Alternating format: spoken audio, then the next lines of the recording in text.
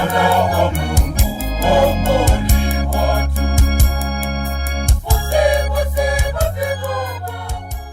Dzina la Tate ndi la Mwana ndi la Mzimu Woyera. Amen. Ndi kulandireni abale ndi alongo pano pa Tiyankhule na Ambuye. Lero ndi la Mulungu pa 2 January chaka cha 2022. Ndi la Mulungu la Epifania kuchokera ku mawu a Chigiriki epifania, ndiye kuti appearance or manifestation, ukuti kunali kudzionetsa koyamba kwa mwana Yesu kwa anzelo akummawa, the Magi, amene ena amapatsa mayina kuti Betaza, Jasper komanso Mekwaya. Ndi tsiku limene timakondwerera kuti Mulungu ndi Mulungu wa anthu onse, akudzionetsa kwa anthu akunja. Ndi Mulungu amene anabwerera anthu Ayuda komanso anthu ena tonse. Ndipo tsiku la lero mu mpingo timakumbukira utumiki wa ana. Lero Malawi kuno tikuchita chaka chimenechi ku Bangwe Parish. Kodi makolo takonzekeretsana kutenga gawo pa chipembedzo, osangoti tsiku la lero koma mchaka chonsechi cha 2022 tapatse gawo ana, popeza kuti Mulungu anabwerera wina aliyense. Mawu oyamba akuchokera m'buku la mneneri Yesaya mutu wa 60 ndime 1 kulekeza 6, ndipo mawu achiwiri akuchokera mkalata ya Paulo yolembera mpingo wa kwa Efeso mutu wa 3 ndime ya 2 kulekeza 3a kudzawerenganso 5 kulekeza 6, ndipo mthenga wabwino ndi monga adalembera Mateyo Oyera mutu wa 2 ndime ya 1 kulekeza 12. Tiyeni abale ndi alongo tisinkhesinkhe limodzi. Mawu a m'buku la mneneri Yesaya. Yesaya mutu 60 kuyambira ndime ya 1 kulekeza 6. Iwe Yerusalemu, dzuka, kuwala kwako kwayamba, ulemerero wachauta wakuwalira. Mdima udzaphimba dziko lapansi, mdima wandiweyani udzagwa pa anthu a mitundu ina. Koma iwe chauta udzakuwalira, ulemerero wake udzaoneka pa iwe. Anthu a mitundu ina adzatsata kuwala kwako, mafumu adzalondola kunyezimira kwako konga dzuwa limene likutuluka kumene. Yang'ana pozungulira ndipo uone zimene zikuchitika. Onse akusonkhana kuti abwere kwa iwe. Ana ako aamuna adzabwera kuchokera kutali, ana ako aakazi adzatengedwa m'manja ngati ana. Udzaona zimenezi ndipo udzakondwa, mtima wako udzalumpha ndi chimwemwe. Chuma cha mayiko onse chidzabwera kwa iwe. Udzafika mitindiri wa ngamira, ngamira zing'ono-zing'ono, kuchokera ku Midiyani ndi ku Efa. Onse a ku Sheba adzabwera, adzakhala atatenga golide ndi lubani, ndipo udzatamanda chauta mokweza. Mawu a Ambuye. Tithokoze Mulungu. Mawu achiwiri. Mawu a mkalata ya Paulo Oyera kwa Aefeso. Aefeso mutu wa 3 kuyambira ndime ya 2 kulekeza 3 ndikudzayambiranso ndime ya 5 kulekeza 6. Abale, kumva mudamva za ntchito imene mwa ufulu wake Mulungu adandipatsa yolalika pakati panu za kukoma mtima kwake. Adandulira chisisi chake monga tidakulemberani mwachidule posachedwa apa. Chisisi chimenechi anthu a mibado yakale sadachidziwe, koma Mulungu wachiulula tsopano mwa Mzimu Woyera kwa atumwi ake oyera ndiponso kwa aneneri ake.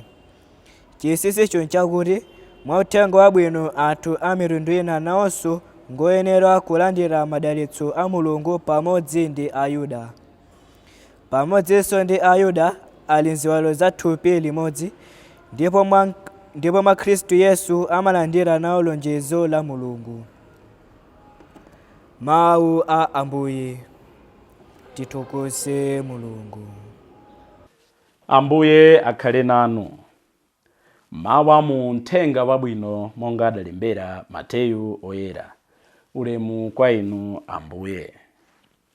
Mutu wathu ndime ya 1 kulekeza 12. Yesu adabadwira m'mudzi wa Betlehemu m'dziko la Yudeya pa nthawi imene Herode anali mfumu ya dzikolo. Ndiye kudabwera akatswiri ena anyenyezi ku Yerusalemu kuchokera kuvuma. Iwo ankafunsa kuti ali kuti mwana amene anabadwa kuti adzakhale mfumu ya Ayuda. Ife tidaona nyenyezi yake ikutuluka kuvuma, motero tabwera kudzampembedza. Mfumu Herode atamva zimenezi adavutika kwambiri mu mtima mwake. Ndipo anthu ena onse a mu Yerusalemu nawonso adavutika nazo. Tsono Herodeyo adasonkhanitsa akulu onse ansembe ndi aphunzitsi onse amalamulo a Mose nawafunsa kuti kodi paja adati mpulumutsi olonjezedwa wa Mulungu uja adzabadwira kuti? Iwo adati m'mudzi wa Betlehemu ku Yudeya. Pajatu aneneri adalemba kuti iwe Betlehemu wa dziko la Yuda sindiwe wang'ono konse pakati pa akulu olamulira Yuda, pakuti mwa iwe udzachokera mtsogoleri amene adzalamulira anthu anga Aisraeli. Pamenepo Herode adawayitanira paseri akatswiri anyenyezi aja nawafunsitsitsa za nthawi yeniyeni imene adayionera nyenyeziyo. Kenaka adawatumiza ku Betlehemu kuwauza kuti pitani kamfunsitseni za mwanayo, kuti inenso ndidzapite kukampembedza. Anthu aja atamva mawu a mfumu adanyamuka. Nyenyezi imene adayiona kuvuma ija idawatsogolera mpaka adakafika kukayima pamwamba pamalo amene panali mwanayo. Atayiona nyenyeziyo adasangalala kwa basi. Adalowa m'nyumba naona mwanayo ali ndi Mariya mayi wake, ndipo adagwada nampembedza. Kenaka adamasula chuma chawo nampatsa mitulo ya golide, lubani ndi mafuta onunkhira amure. Mulungu adawachenjeza m'maloto kuti asadzerenso kwa Herode kuja, motero adadzera njira ina pobwerera kwawo. Mthenga wa Ambuye. Ulemu kwa inu Ambuye Yesu Khristu. Abale ndi alongo, anthufe kuchokera nthawi imene tabadwa timakhala ndi mayitanidwe amene timenera tiyankhe. Timakhala ndi vision imene timenera tipange follow. Timakhala ndi goal imene timafuna tipange achieve. Ndipo timakhala ndi ideal imene timafuna tipange fulfill. Timakhala ndi china chake chimene timafuna titakwaniritsa m'moyo mwathu. We are born with a vocation. Kakhala wansembe, sisteri, wapabanja, mphunzitsi, kandi ojambula, kandi mtolankhani, china chilichonse ndi mayitanidwe kapena goal imene timafuna titakwaniritsa m'moyo mwathu. Koma goal yathu yayikulu, our innate goal, is to meet God. Chimene chachikulu chimene Mulungu adayika pa zonse zimene timachita nchoti tiyanjane ndi kukumana ndi Mulungu. Izitu ndi zimene tikuziona m'mawu athu a tsiku la lero. Anzelo akummawa akupita kukaona mwana Yesu amene akudzionetsa, akudzipanga manifest kwa iwo, kwa dziko lonse lapansi. Tikumbukire timakumana ndi Mulungu monga ndinanenera m'mbuyo mu magawo atatu. Poyambirira ndi Mulungu amene amatisaka.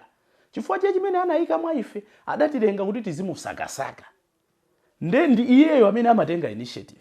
Kachiwiri pamene tikunsakamo amagwiritsa ntchito anzathu ena. Tikumbukire nzathu uja anamunyamulira pa machira kuti akafike ndi kukumana ndi Yesu. Ndipo chachitatu timakhala tokha kumansaka Mulungu. Iye amatisaka komanso ife timenera tizipanga mbali yathu. Lero tikuona anzelo akummawa akutionetsa kauni liwamba losaka Mulungu kuti akumane naye. Tikuphunzira chani mmoyo wa anzelo akummawa pamene ndi nkhani yathu yayikulu pamene tikuchita chaka cha Epifania tsiku la lero? Muli maphunziro angapo oti angatithandize kuyenda mchaka ichi cha 2022. Phunziro loyamba lonena kuti pamene tikumusaka Ambuye sitimansaka tokha, timayenda ngati gulu. Anzeru akummawawa analipo ambiri, inde ngakhale malembo akunena kuti anali atatu, koma timamva tikawerenga ma commentaries osiyanasiyana kuti awa anali atsogoleri chabe. Ngakhale titatenga atatu okhawo, aliyense sanapite payekha. Akutengana tiyeni ku Bethlehem, ku mzinda wa Yudeya kwabadwa mpulumutsi, akuperekezana wina ndi nzake. Ngati tifuna kuti zinthu zitiyendere mchaka cha 2022, tikhale anthu operekezana. Salvation is not a one-man show. Nchifukwa chake aliyense amenera apange ku gawo lake. Pano patiyankhuleni Ambuye timanena mobwereza, aliyense amapanga ku gawo. Ansembe akulalika, ena amawerenga mawu, ena amatijambulira, ena amapanga edit, ena timaona amapereka kobidi lawo kuti zithandize utumiki. Pang'ono uthenga wa Ambuye nkumafalikira. Chimodzimodzi moyo wathu mchaka cha 2022 usakhale wadziyenda yekha ayi, tiziperekezana. Nchifukwa timenera tijoine mabungwe osiyanasiyana mu mpingo. Ena timadziyeretsa kudzera kukwaya, ku redio, kuti litose, ku mautumiki osiyanasiyana. Tiyeni titenge gawo mchaka ichi cha 2022. Chachiwiri tikuona kuti anakumana naye bwanji Yesu ameneyo. Nde anayamba ulendo. Kuchoka malembo oyera akungotiuza kuti kuvuma from the east, anayamba ulendo wawo kumasakasaka nyenyezi, kuyenda kusakasaka kumene nyenyezi ikawalozere. Ifenso tife amajaya masiku ano, ndife anzeru akummawa amasiku ano, tiyambe ulendo. Ndipo pa ulendo umenewu tikuona zinthu zitatu: pali kuyamba, kenaka pali kusokonekera, kenaka pali kumpeza Yesu. Inenso ifenso mchaka cha 2022, komanso moyo wathu wonse ndi ulendo umene tikunsakasaka Mulungu. Nde choyambirira timenera tiyamba bwanji. Nde chikhulupiriro chimene tidalandira kwa makolo athu, mpingo wathu, tikuyenera tizichitengulira. Koma zoona zake nzakuti pakati pa ulendo nyenyezi imatha kunzima. Anzeru akummawa nyenyezi inazimira. Monganso mwana Yesu anasowa kutempire kucha, Yosefe ndi Maria nkumona ngati ali pakati pawo. Muona kuti Yosefe ndi Maria anabwerera nkumaka musaka.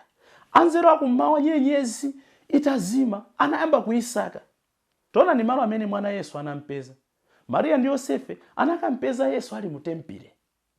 Tonani anzeru akummawa pamene anali kufusira, afusira kwa anthu amene anali nsembe komanso aneneri aku nyumba ya mfumu. Nde anatsegula malembo oyera. Nyenyezi kupezeka m'malembo oyera, ananena kuti adzabadwira ku Bethlehem. Choncho akupita chifukwa choti afusira. Inenso mkati mwa ndime, nyenyezi yathu ikazima, nyenyezi idzakhala ndalama, nyenyezi yathu ikokhala moyo wabwino, nyenyezi yathu ikokhala maubale. Ibwana nthawi ina yake mchakachi, pang'ono pa zake zisokonekera, ndi part of life. Sikuopsezana koma izo ndozoona zake. Awiri atatu tiyambana, tiukirana, mumpingo pena tikhabirana kosathwa, mbanja pena pamakhala kupanga regret, nkanadziwa nkanaphika terere nalowera mbanja. Nthawi imeneyo tizindikire kuti nyenyezi yathu yazima. Like Jesus amapezeka mtempire, monga anzeru akummawa anakafufuza za nyenyezi yosowa ndi kudziwitsa kumene mwana wabadwira, anakafusa m'malembo oyera. Ifenso malembo oyera should be our guide. So ndi ulendo umene tikuyenera tiuyambe, ndi ulendo umene tikuyenera kuti pakakhala crisis, tisagwe, isatipangitse kuyambanso mwatsopano, isatipangitse kukhala aulesi kuti tiyambenso mwatsopano. Tiyambenso mwatsopano mpaka tikafike. Ndipo atafika kwa Ambuye Yesu, tamva kuti anampembedza. Osangoti kumpembedza chabe, anapereka mitulo yawo, golide, siliva, komanso mafuta onunkhiritsa amure. Munthu amene akunena kuti ndikumpembedza Mulungu kwenikweni samangothera pa mawu haleluya amen, Ambuye ndikukondani. Ayi, akapembedza amatsira nsembe, amapereka best commodity, best treasure of his life. Anzeru akummawa anapereka mitulo yawo. Ndi mitulo yanji imene tikupereka mchakachi, imene tipereke mchakachi? Tipereke best quality time to God, ndalama yapamwamba kwa Mulungu. Tisangopereka monena kuti basi ndilamulo. Timaona anthu nyamula 20 kwacha kuvina nayo kudenya, koma zoona zake ali ndi makwacha nkhani. Timaona anthu kuseweretsa nthawi kumamana Mulungu nthawi. Give God quality time in 2022. China chimene akutiphunzitsa anzeru akummawa nchonena kuti Monga anzelo akummawawa anakumana ndi ma-obstacles zokhoma zambiri pa ulendo, komanso akumana ndi zabwino. Akumana ndi angelo amene anawuza kuti iyayi musadzerenso njirayi. Ifenso pa njira yathu, pa moyo wathu wa tsiku ndi tsiku, pa moyo wathu wa chaka cha 2022, ngakhale tingakumane ndi zowawa, COVID-19, matenda osiyanasiyana, njala, mvula kuchedwa, palinso zabwino zambiri zimene timakumana nazo. In fact, kuyambira tsiku limene tinabadwa, tili ndi angelo osiyanasiyana, makolo athu amene anapanga sacrifice zambiri kuti ambiri tiphunzire, kuti ambiri tikhale ndi moyo. Ena tikayang'ana moyo wathu unali ukandoti, kubadwa movutikira, kukula movutikira, koma lero ndife holozeka. Angelo athu anali amene, makolo, aphunzitsi athu amene anagwira ntchito. Imagine kuti tifike poti tadziwa kulemba, tadziwa kuwerenga, tadziwa solve masamu. Amataka nenani ife nkumabwereza, nenani koma sana atope aziphunzitsi athu, ngakhale pano timachita chipongwe. Tiganize ife ansembe, mafometers athu, anthu amene anatithandiza kuti tiyende njira mpaka tikafike ku nsembe. Sitimapanga appreciate koma ndi angelo amene anagwira ntchito pakati pathu. Tili nawo anthu ambiri amene amatifunira zabwino pakati pathu. Unfortunately, we don't count our blessings. Sitimangana zabwino zimene talandira kale, timangoyangana zokhoma zimene takumana nazo tsiku la lero.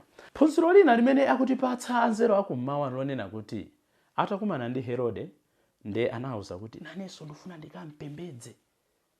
Herode samafuna kukampembedza mwana Yesu, amafuna kukamupha. Pala anthu ena amene amabwera kwa ife ngatafuna apembedze nafe, ngatafuna akhale nafe mbali yathu. Inu amuna anu aja ndaona kwakuti. Inu wansembe wanu uja ndamuona kwakuti. Inu wakuti uja msamangomo. Amakhala ngati akutiuza zabwino. Mu chaka cha 2022 tidziwe Herode amene amabwera m'dzina loti nanenso ndikampembedze. Amabwera, they want to destroy us. We should be very careful. Ndipo potsirizira tikuona kuti true worship, true change is a change of direction. Atafika kumene kuja, njero wa Ambuye anawuza kuti musadzerenso kwa Herode, musinthe njira. Ngati mthenga wa Mulungu kuti sintha, timenera tisinthe njira. Koma ambiri tikamva mawu a Mulungu, patiyankhule na Ambuye, nsembe za misa zosiyanasiyana, maforums zosiyanasiyana, malembo oyera kuti yankhula njira zosiyanasiyana, muona kuti sitimasintha njira. Tidziwe kuti tikadali kutali ndi kukonda Mulungu. Amene amakonda Mulungu akakumana naye, akampembedza, akapereka mithulo yake, amasintha njira. Ndi njira iti imene ndisinthe mchaka cha 2022. Mwina atu pochoka mchaka cha 2021, tayenda njira za uchidakwa, tayenda njira za uhule, tayenda njira za ufiti, tayenda njira zosinjirira, tayenda njira za mabodza, tayenda njira zodzikonda, tayenda njira zosalabadira, tayenda njira za ulesi, tayenda njira zosapita ku church. Lero Ambuye akunena kuti tisinthe njira. Musintha njira iti, mutenga njira iti. Dzimvere muntolo, kadziwa mwini mkhuto wa fulu. Ambuye atithandize kukhala ndi chaka chopambana cha 2022, chaka chabwino cha Epifania kwa inu nonse. Dzina la Atate ndi la Mwana ndi la Mzimu Woyera. Amen. Hallelujah, hallelujah,